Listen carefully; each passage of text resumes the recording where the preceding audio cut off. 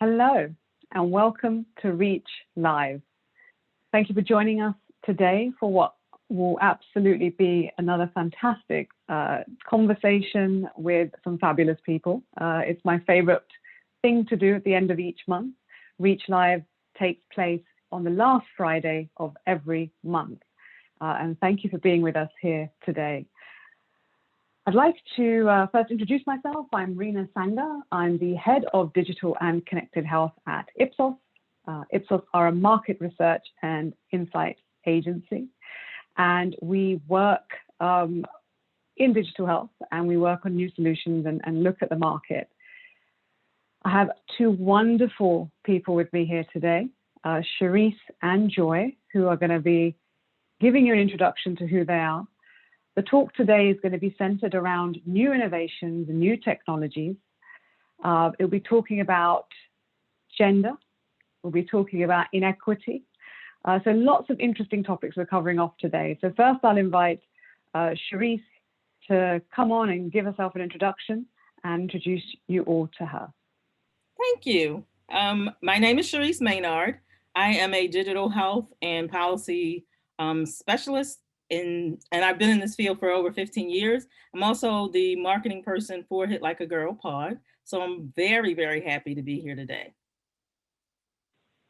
Thanks so much. And Joy. Hi, thank you for having us. My name is Joy Rios, and I have been working on the transition to value-based care for more than a decade and have founded the Hit Like a Girl podcast in 2018. So we've been on quite a few adventures over the last summer or so. But yeah, my passion has been in helping clinicians and doctors and their staff transition to going from a volume-based to a value-based system. Fantastic. Well, today there's a lot to get through, as always, actually. But I think it's always interesting to know, how did you get involved in digital health? So tell us a little bit about your journey. Maybe Joy, you go first. Like, what brought you into this space? Well, I didn't really realize that it was a family business. I mean, it wasn't something that I had been conscious of. But my uncle and father had been involved in digitizing health records on the island of Puerto Rico in the 80s and 90s. And so when I would go visit family, there was a lot of take your kid to work day events. And I ended up just being a witness to, scanning boxes and boxes of Red Cross medical records into microfilm and microfiche. So it was sort of something.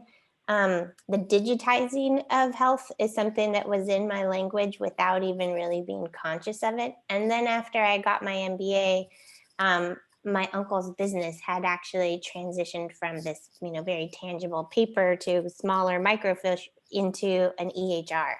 And so I came to go work with his organization to learn, why are EHRs important and what do they matter and why would somebody be transitioning? And it happened to be around the time that the HITECH Act had passed. And so I just really went down the rabbit hole of understanding meaningful use and kind of became a subject matter expert around, EHRs and their implementation so that I could support practices into adopting them. And then it's just kind of grown from there. Amazing. Shereese, how about you? Oh God, I think I always knew I would be in the healthcare field. I wasn't sure how that path was going to go, but I think I always knew. My family, I come from a family of healthcare enthusiasts, I guess is the way to put it, doctors, nurses, and administrators and all that loveliness. So I think I kind of knew early on. My first job in this business was involved with a small, well, it was small at the time, a small healthcare agency. And I did some interning with them. And then I kind of left and went on my way. And when I came back to them in pediatrics. And so that was my first real kind of devoted job in the space. I was in love with it. But what I found with that particular organization was that they weren't big on technology and innovation and that type of thing. So I took it as my personal goal to digitize them and get them into the innovation of healthcare IT and that type of thing. So it worked out pretty well. And that's how I started. Love hearing how people start and get involved. I mean, health is personal, health matters to us all, but to come in and try and solve for a problem is a fascinating thing. And it's so interesting to see kind of what's kind of brought that desire in for you guys. I mean, Hit Like a Girl, love the name, firstly. Who came up with that? Tell me the origin of that. That would be me.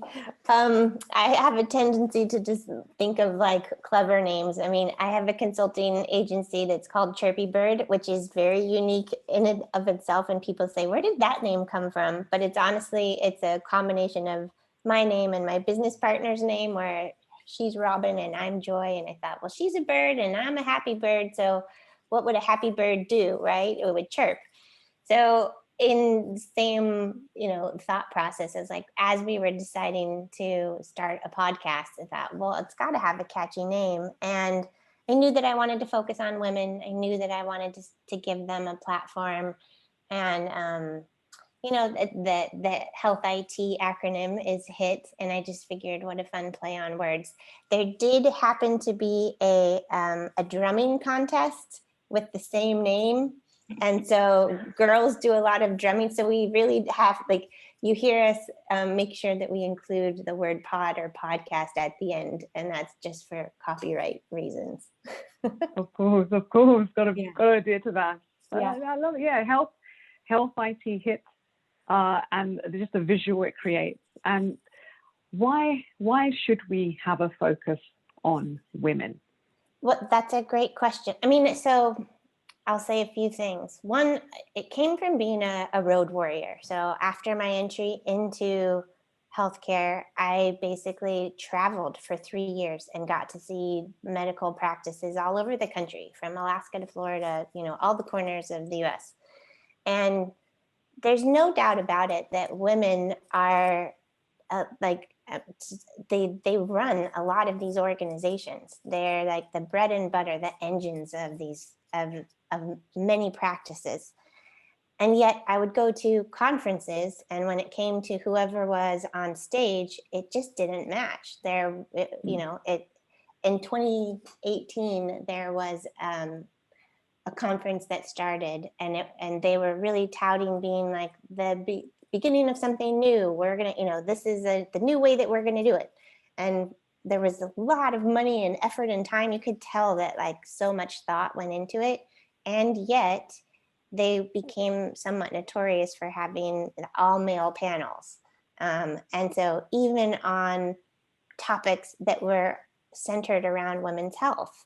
And so on an organizational side, women don't have any issue getting jobs in an entry level or even middle management position. In fact, they make up more than 80% of the workforce in the healthcare and health IT industry, but they are less than 20% of leadership positions.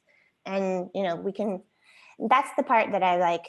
Okay, as the primary consumers, as the primary decision makers in their home, we have a lot of insight into needs that need to be met, or for different stakeholders, whether family or going from there. And our voices need to be heard ultimately. And so we can speak about the pay gap and many other things, but for me, that became a real passion. And I thought, you know what, if there's all these millions and potentially billions of dollars of people putting conversations together that need to be heard, there's this option now where people can have a voice without having to do all of that. And so I just thought, well, what's my skill set and how can I be part of something that I can, contribute and make a difference in the way that I want to see the world. And for me, it was a little bit of a different take on it. I was working in a space where I was writing policy a lot, and I would see, and particularly in the pediatric sector, how these decisions, particularly with payers, would affect families and moms in particular. So I would be the one who was tasked with telling a family or moms that they weren't going to be covered when their child had chronic condition or something that was going to cause them to either have to give up their job and stay home and take care of their child or institutionalize their child. So when I would have those conversations, I would always in the back of my mind say, why is this happening? And it has this great impact on the way women can work. So I just took it upon myself. I'm like, I'm going to do something about this. And I got tired of having those conversations. It's almost, I would have anything from women who would have to travel 3 counties over to drop their child off at a facility, or the other option would be to stop working. So I'm like, this needs to change. And I kind of started working on that from that angle of women need to be able to thrive. Their children need to be able to thrive. And we need to do something a little bit different here. Absolutely. The numbers speak, right? There's a story there of the numbers and the stats, and we could sprout a lot of stats to evidence that this is a real issue that exists, right? Exactly. We have a lack of representation. And I love the fact you brought up policy. It's a passion of mine as well, because things start there, right? Mm-hmm. Things start there at a governance level. If we just talk about general stuff, the way we structure things, the governance we put in, and if we design better with equity in mind, it enhances things for everybody. Exactly. But it improves access for everybody. And one thing I want to, I don't want to be remiss here when we talk about there's a gender parity issue, but I think if you come from a Black and ethnic minority background, there's actually another layer of barrier. And, I think we would be remiss if we don't mention that and we don't acknowledge that. I mean, Shereese, you and I have had a dialogue about that as well previously. I mean, what's your view? I try to not to be too audacious here, but it needs to be said that most of the problems with women of color is that we're so impacted. Like, it's almost the old saying that if, America gets a cold, minorities get pneumonia. And that's 100% true because it affects us in such a great way. Social determinants of health are a huge issue for women of color. We usually are the leaders in our families and our households and that type of thing. So when things affect our ability to access care and to access services and to have a voice in what's being said or the decisions that are being made about our health, it impacts us, not just ourselves, our family, and generationally. And it is very hard to recover once a system has caused, a problem for your generation. It takes you 30 years to recover from that, right? So knowing that, we have to look at women of color and say, hey, if we can solve their problem, we can solve all of them. Oh, yeah. Maternal health is something that's a focus area for REACH. There's a lot of work that's going in terms of, and for those who are listening, please do go to the REACH website, have a look at the work that's being done within maternal care. But that is an area where the disparity and the stats are pretty horrifying. When you talk about mothers, it just makes me think of some of that work that's being done. Yes, definitely. We know that women of color are going to, more than likely, when it comes to disparities in this area, 3 times more likely to suffer an issue during pregnancy and postpartum than their white counterparts. And, this is not a third world nation. So it shouldn't be that as much of a problem as it is anyway. But when you look at when it's disproportionately affecting a certain segment of the population, we really have a whole different type of epidemic here because there's no real reason why that should be. I think when you take away the voice of a culture, or when people feel like their voices are not being heard in a space, this is where you see these disparities show up. So we know from research that women of color, when they see their doctors, they're less likely to be believed when they report a problem. Why is that? We also know that in medical school, doctors are still being taught, when we train them, they're still being taught that women of color don't experience pain to the same levels. Why is that? So those are the questions that we need to be asking and the problems that we need to be solving, because it has such an impact on the maternal health rate and the disparity rate in this country, because we are the United States and we should not have this particular problem at this point. Absolutely. Absolutely. So there are issues, they're multi-layered, there's so many elements to it. We could really go into a really different tangent right now, and I want to kind of get us back on track as well, because there is huge challenges here, and I think there's a lot to be said. And I do think stories are very powerful. So when you meet with people and you get to hear their story, it can change and shift things. And you guys have been doing something really interesting around stories. So Joy, you want to tell us a little bit about a road trip that you both recently have been I on? would be happy to. So as part of our mission to speak with women in the industry, because of COVID, and a lot of that turned into Zoom meetings and, online and virtual events. And I was experiencing isolation in 2020 and got inspired to take a road trip. And so it was something that I could do on my own with my dog. And it was something that ended up being very empowering for me. When I came back, I thought, I was taking a poll of everyone I knew, like women in particular, and even men, like, have you ever been camping by yourself? And just figuring out, because I couldn't believe like how much of an impact that had on me as far as feeling capable. And when I had experienced that, I thought, you know what, this is something that, as I think of like how you do one thing is really how you do everything. And how is it possible that you could share this experience with our community? And so I collaborate. I mean, I am somebody who thinks big and definitely outside of the box. So I had collaborated with the HIMSS organization to see if I could connect with all of their regional chapters and essentially create a safe way to meet with the women in those chapters around the country over the course of the summer. So between 60 and 90 days was the intention of like starting in California, heading over to the East Coast via the southern route, going up to the Northeast, and then back across the top. And so, it was kind of a big idea, and they were up for it. They did a great job of helping to connect me with the different regional chapters, and we made it happen. So we put a whole campaign around hitting the trails, and over 60 days, we traveled to 25 countries, met up with 60 different women. We recorded more than 20 podcast episodes that we'll be sharing with the world soon, to just really talk with people and connect with them.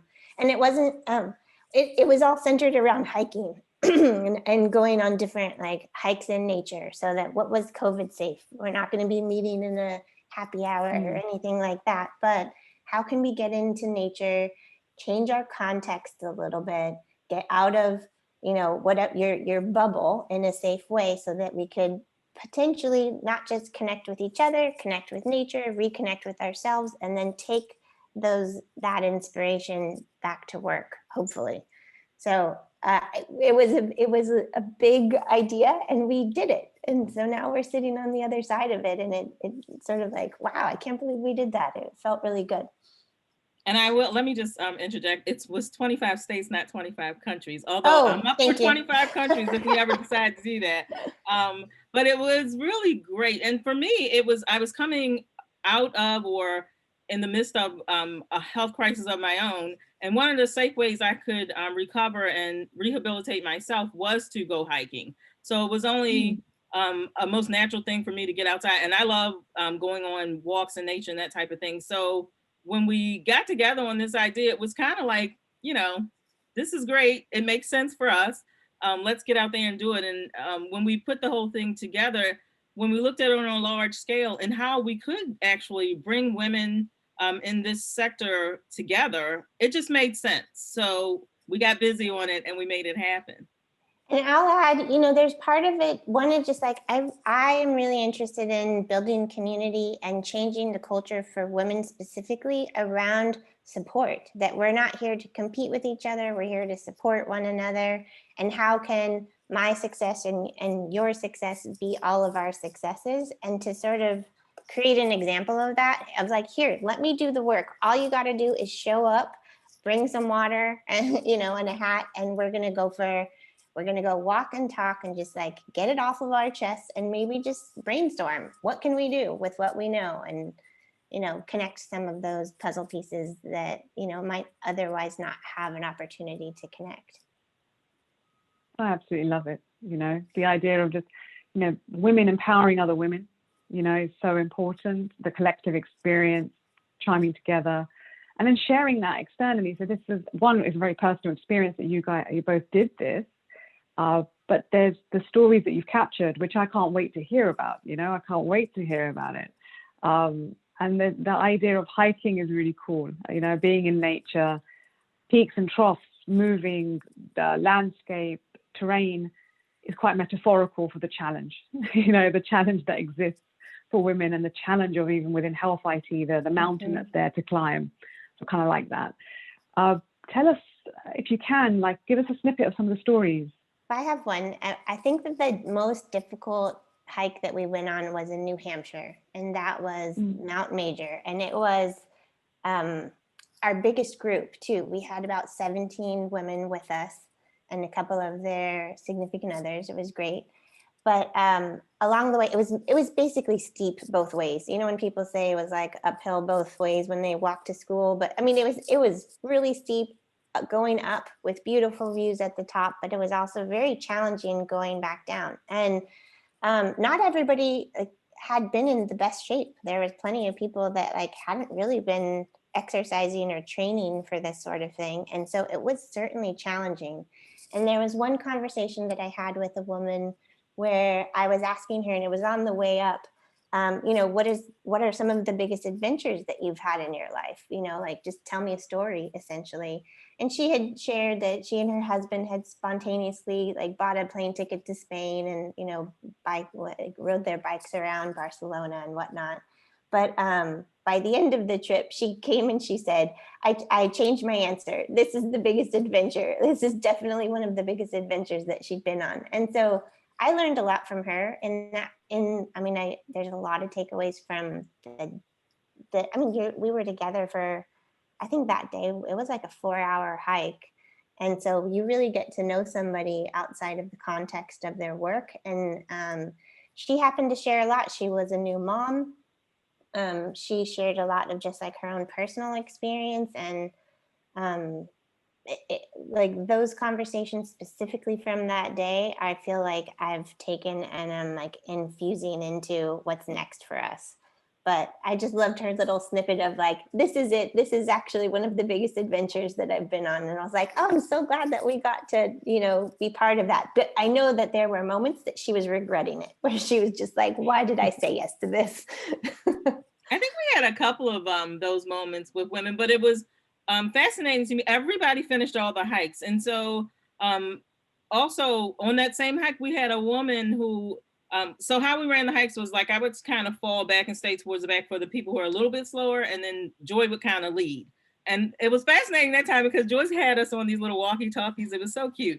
But one of the women I was walking with, who was having a little trouble keeping up and getting up Mount Major, actually had designed herself in a way. She had the little hiking poles, but she was a diabetic, and she had helped develop this device where she could function and be able to go outside and do outdoor activities, and also be able to take care of her insulin and her needs and that type of thing. She was so inspirational to me because you could tell as we were going along, she was tell you of these issues she was having, but she was totally doing it, and she was determined to get to the top. So I was looking at, because like I said, I was having my own health issues. I'm like, well, I've got no excuse not to do this, and nobody does.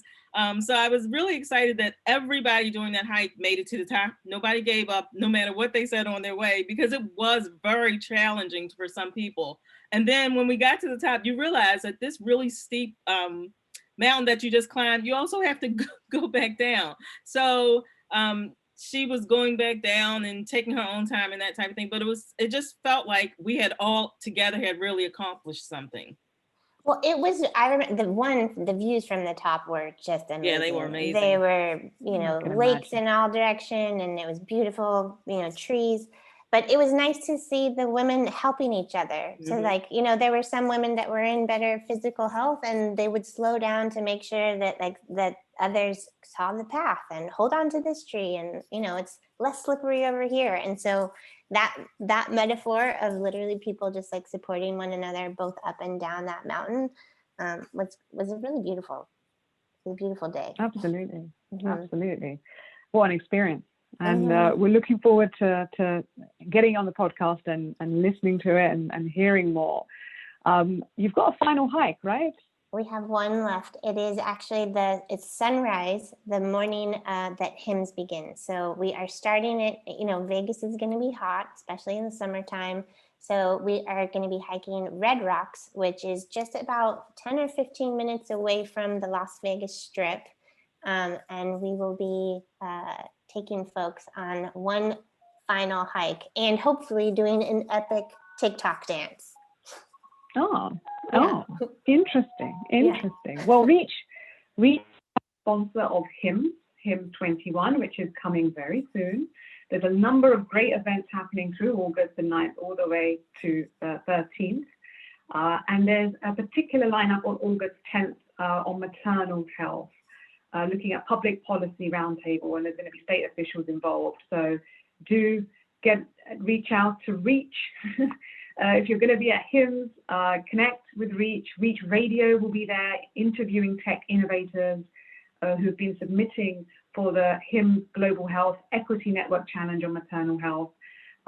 Please subscribe and please engage and go on the hike with these two wonderful women who clearly have a lot of energy and a lot of support to give you.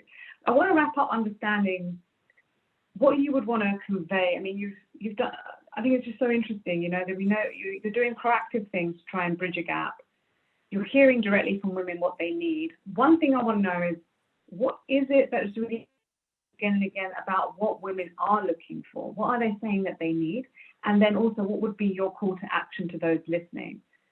I think the access problem for persons, particularly women from marginalized background, continues to be an issue. A lot of women, as we return to our workspaces and that type of thing, that particular segment doesn't always have the option of remote working and that type of thing. So the access problem, because we need to allow moms or health care itself to fit in seamlessly to those women's lives as well, not just people who can afford to work remotely, but to other people. So that comes up for me a lot when I talk to women.